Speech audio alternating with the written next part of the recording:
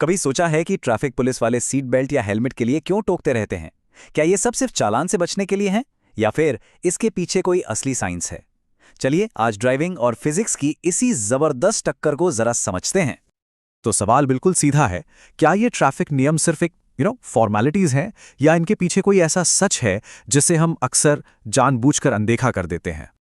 तो सबसे पहले बात करते हैं हमारे नेशनल स्लोगन की। अरे नहीं, हमारे सबसे पसंदीदा बहाने की, चलता है। देखते हैं कि फिजिक्स का एक बेसिक नियम जिसे इनर्शिया कहते हैं, इस चलता है वाले एटीट्यूड के बारे में क्या कहता है। ये आवाज जानी पहचानी लग रही है ना?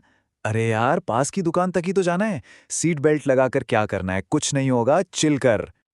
और बस यहीं पर फिजिक्स अपना खेल दिखाता है।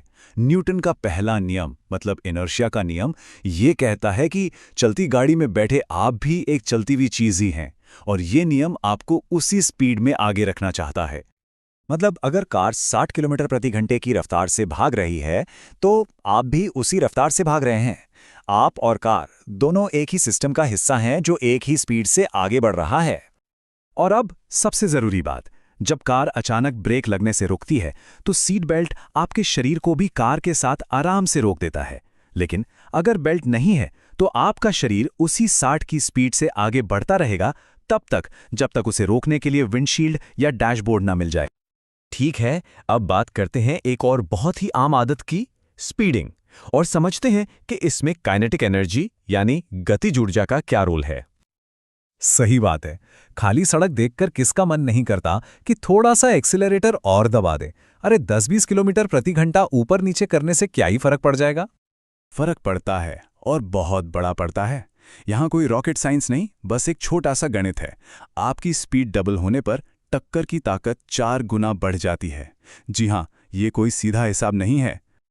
जरा इस ग्राफ को देखिए, 30 की स्पीड से 60 पर जाना, इसका मतलब सिर्फ स्पीड का डबल होना नहीं है। इसका मतलब है कि टक्कर की एनर्जी, जो इम्पैक्ट फोर्स है, वो 4 गुना हो गई है। सोचिए, आपकी गाड़ी को 4 गुना ज्यादा झटका झेलना पड़ेगा। और इसका असल में मतलब क्या है वो देखिए। 60 की स्पीड पर टक्कर का मतलब है 4 मंजिला इमारत से बिना किसी सहारे के नीचे गिरना, और 96 की स्पीड पर सीधे 12 मंजिला इमारत।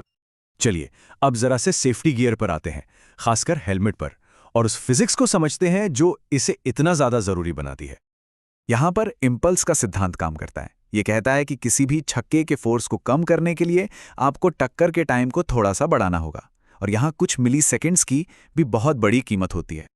इसको एक बहुत ही सिंपल उदाहरण से समझते हैं। एक तेजी से आते हुए अंडे को पकड़ने के लिए कोई भी अपने हाथ पीछे खींचता है ताकि पकड़ने का टाइम बढ़ जाए और अंडा टूटे नहीं। चादर भी यही काम करती है, जबकि एक दीवार वो कोई टाइम नहीं देती।